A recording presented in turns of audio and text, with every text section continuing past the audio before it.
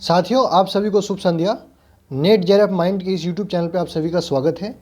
तो आज से हम लोग कुछ नया देखने वाले हैं। अब हम क्या करेंगे, जो भी करंट अफेयर इंपॉर्टेंट होगा हमारे यूजीसी नेट एग्ज़ाम के लिए, उसको हम लोग एक एक वीडियो के माध्यम से देख लेंगे, जिससे कि हमारा एटलीस्ट 10 या 15 क्वेश्चन आपका करंट अफेयर से पूछता है तो वो हमारा एक भी गलत ना हो। तो ये जो टॉपिक है G20, यहाँ से आपका मिनिमम 2 सवाल आएगा, मिनिमम इतना आएगा ही आएगा। आप PYQ उठा के देख लीजिए, यहाँ से क्वेश्चन पूछता है। तो चलिए इस वीडियो को आप लोग ध्यान से देखिएगा। उससे पहले जो भी लोग इस पे नए हैं, आप चैनल को सब्सक्राइब कर लिए और बेल आइकन को प्रेस करिए और अपने दोस्तों के साथ चैनल को शेयर करिए, जिससे कि जो भी हमारे वीडियो आएगा आपको नोटिफिकेशन मिल जाएगा। चलिए वीडियो स्टार्ट करते हैं। तो सबसे पहले इंपॉर्टेंट चीज़ ये है कि ये G20 है क्या। तो G20 में 20 प्रमुख अर्थव्यवस्था है। 20 प्रमुख मतलब ऊपर से 20 देश है टॉप 20 में जो है, जैसे कि पहला पे, दूसरा पे, तीसरा पे, चौथा पे, पांचवा पे। तो पहला पे कौन है अर्थव्यवस्था के मामले में? US है। दूसरा पे चाइना है। तीसरा पे कौन है बताइए? जापान है। चौथा पे जर्मनी है। और पांचवा पे कौन है? इंडिया है। छठा पे कौन है? ब्रिटेन है। इसी तरह जो है होगा आपका टॉप 20 इकॉनमी G20 में शामिल है। एक्चुअली 20 देश नहीं है, देश तो 19 ही है। एक आपका यूरोपियन संघ है। यूरोपियन संघ में आपको पता होना चाहिए कि 27 देश है। 27 देश है यूरोपियन संघ में। इसी यूरोपियन संघ से जो है आपका ब्रिटेन अलग हुआ था ब्रेक्जिट के माध्यम से। 2016 में वोटिंग हुआ था। 2020 में जो है ब्रिटेन अलग हुआ था। ठीक है, ये इस बार यूजीसी एग्जाम में इस बार पूछा था कि ब्रेक्जिट का वोटिंग कब हुआ था। ठीक है, यही सब सवाल पूछता है आपका एग्जाम में। तो चलिए देखते हैं इसमें मेंबर कौन है। तो ये मेंबर कंट्री है आपका, आप देख लीजिए। जो भी स्ट्रॉन्ग कंट्री होगा, आपको अगर नहीं समझ में आ रहा है तो जो भी स्ट्रॉन्ग देश होगा वो G20 में शामिल होगा ही होगा। स्ट्रॉन्ग मतलब कि इकॉनमी के मामले से, अर्थव्यवस्था के मामले में। ठीक है, चलिए आगे देखते हैं। ये बना कब है? तो देखिए, ये 26 सितंबर 1999 को बना है। तो एक्चुअली 1999 को ये इसलिए बना, जब ये बना था उस समय जो हेड ऑफ द स्टेट है, जैसे कि प्राइम मिनिस्टर या प्रेसिडेंट का मीटिंग नहीं होता था उस समय, सिर्फ फाइनेंस मिनिस्टर का और सेंट्रल बैंक के गवर्नर का मीटिंग होता था। वो भी एनुअली नहीं होता था, मतलब कि हर साल नहीं होता था, 2 साल 3 साल पे होता था। ठीक है, तो जब ये बना था इसके पीछे एक कारण ये था कि उस समय जो है 1999 के आसपास में पूरे एशिया में आपको फाइनेंशियल क्राइसिस चल रहा था। ठीक है, फाइनेंशियल क्राइसिस चल रहा था, बहुत इकोनॉमिक क्राइसिस चल रहा था, अर्थव्यवस्था सिकुड़ रहा था। इसलिए सब लोग डिसाइड किया कि जो अच्छा अर्थव्यवस्था है वो डिसाइड किया कि हम लोग जो है एक फोरम बनाते हैं। उस फोरम पे क्या करेंगे, हम लोग डिस्कस करेंगे कि कैसे अर्थव्यवस्था को ठीक किया जाए।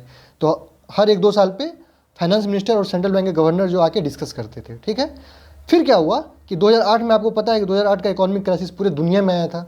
जब 2008 का इकोनॉमिक क्राइसिस पूरे दुनिया में आया तो ये डिसाइड किया गया कि ये G20 सम्मेलन जो है अब हर साल किया जाएगा। ये जो है अब एनुअली किया जाएगा हर साल। अब जो है, जो हेड ऑफ द स्टेट है, जो कि प्राइम मिनिस्टर और प्रेसिडेंट होते हैं, वो इस मीटिंग में शामिल होंगे। तब से जो है इसका महत्व बहुत ज़्यादा बढ़ गया है। ये आपका सबसे बड़ा इंटरनेशनल फोरम है, सबसे बड़ा, सबसे स्ट्रॉन्ग इंटरनेशनल फोरम इसको हम कह सकते हैं। ठीक है, तो इसमें मेनली डिस्कस किया जाता है इकोनॉमिक कॉपरेशन को लेके, इंटरनेशनल इकोनॉमिक कॉपरेशन। बाकी चीज़ भी डिस्कस किया जाता है, जैसे कि इन्वायरमेंट डिस्कस किया जाता है और आपका एजुकेशन, ठीक है, साइंस टेक, सब डिस्कस किया जाता है। लेकिन मेन इसका मुद्दा होता है इकोनॉमिक कॉपरेशन का। ठीक है, और इसमें क्या होता है कि रोटेटिंग प्रेसिडेंसी के माध्यम से होता है। जैसे कि एक साल ये रहा प्रेसिडेंट, दूसरे साल ये रहा, तीसरे साल ये रहा, चौथे साल ये रहा। 2023 में कौन होगा? 2023 में प्रेसिडेंट इंडिया होगा। ठीक है, इसलिए ये बहुत इंपॉर्टेंट हो गया इस साल के लिए। चलिए आगे देखते हैं कि इस महत्वपूर्ण क्यों है, G20 इतना महत्वपूर्ण क्यों है। इसलिए ये बहुत महत्वपूर्ण है क्योंकि यहाँ पे जो विकसित देश है और जो विकासशील देश है, दोनों इसमें रहता है। एक तो पहला मुद्दा पॉइंट तो ये है। दूसरा पॉइंट ये है कि 65% वर्ल्ड पॉपुलेशन का इसमें शामिल होता है। जो आपका 20 देश इसमें शामिल होगा, तो उसका पॉपुलेशन जो पूरे विश्व का 65% ये कवर करता है। 80% GDP कवर करता है, 75% ट्रेड कवर करता है और 60% लैंड एरिया कवर करता है। आप देख लीजिए कितना बड़ा ये मतलब मायने रखता है। आप समझ जाइए कि बिना इसके जो है देश, पूरा विश्व अधूरा है। ठीक है, इसलिए जो है G20 का बहुत इंपॉर्टेंट है, क्योंकि यहाँ पे लगभग पूरा देश का, आप समझ जाइए कि 70 to 80% लोग यहाँ पे कवर हो जाता है। पॉपुलेशन तो देख लीजिए ना, 65%। ठीक है, अब देखते हैं सम्मेलन। इसका सम्मेलन हर साल 2008 से सम्मेलन प्रत्येक वर्ष हो रहा है। 2008 में हुआ, फिर 9 में हुआ, फिर 10 में हुआ। देखिए 2008 में जो पहला सम्मेलन था आपका, ये US में हुआ था। इसमें प्रेसिडेंट कौन थे? जॉर्ज बुश थे। ये भी इंपॉर्टेंट है कि पहला जो G20 सम्मेलन हुआ था उसका प्रेसिडेंट कौन थे? तो जॉर्ज बुश थे। अभी जो सम्मेलन हो रहा है आपका, ये 18वां सम्मेलन हो रहा है, जो कि इंडिया में हो रहा है। ठीक है, 2023 में होगा। 9 से 10 सितंबर को होगा। जब 9 से 10 सितंबर में क्या होगा, जो भी है आपका G20 के देश के सभी राष्ट्र अध्यक्ष भारत में आएंगे। देखिएगा एक साथ में शी जिनपिंग आएंगे, जो बिडेन आएंगे, व्लादिमीर पुतिन आएंगे, इमैनुअल मैक्रोन फ्रांस से आएंगे। तो जो भी बड़ा बड़ा राष्ट्राध्यक्ष हैं सब भारत में आएंगे 9 से 10 सितंबर को, और प्रगति मैदान में जो कन्वेंशन सेंटर बन रहा है वहीं पे ये मीटिंग होगा। और G20 का प्रेसिडेंट कौन है? तो भारत प्रेसिडेंट है, तो भारत के जो प्राइम मिनिस्टर है वही इसके प्रेसिडेंट कहलाएंगे। नरेंद्र मोदी जी इसके प्रेसिडेंट हैं। अभी जो 2022 का सम्मेलन इंडोनेशिया में हुआ है, और 2024 में जो है ब्राज़ील में होगा, 2025 में साउथ अफ्रीका में होगा। तो ये आपको थोड़ा सा ध्यान रखना है, ठीक है। अब देखिए 2023 में जो है पहली बार भारत में आयोजन हो रहा है, पहली बार। आज तक कभी भारत में इसका आयोजन नहीं हुआ था, पहली बार भारत में आयोजन हो रहा है 1 दिसंबर 2022। आज 2 दिसंबर है, तो कल जो है भारत इसका कार्यकाल ग्रहण किया। कल से लेके 1 दिसंबर 2023 तक भारत इसका प्रेसिडेंट होगा।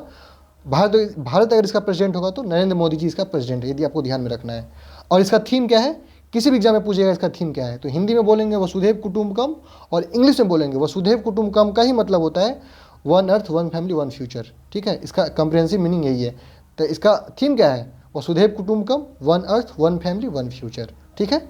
अच्छा, प्रेसिडेंट कौन है बता चुके हैं, नरेंद्र मोदी जी। अच्छा, शेरपा कौन है G20 के? शेरपा अमिताभ कांत हैं। शेरपा क्या होता है? शेरपा आपका ये होता है कि जो भी G20 में जो भी इवेंट होगा, कैसे होगा, कहाँ होगा, कैसे करना है, ये सब शेरपा डिसाइड करता है, ठीक है। और कोऑर्डिनेटर कौन है? कोऑर्डिनेटर हर्षवर्धन श्रृंगला है। हर्षवर्धन श्रृंगला आपको पता होना चाहिए, इससे पहले जो है विदेश सचिव थे। अभी विदेश सचिव कौन है? विनय क्वात्रा है। जो हर्षवर्धन श्रृंगला थे इससे पहले विदेश सचिव थे, ये कोऑर्डिनेटर है। कोऑर्डिनेटर का काम क्या होता है? कोऑर्डिनेट करना, जो भी मीटिंग होगा वहाँ पे कैसे कैसे कोऑर्डिनेशन करना है, क्या करना है, ये सब इसमें डिस्कस किया जाएगा। चलिए, थैंक यू।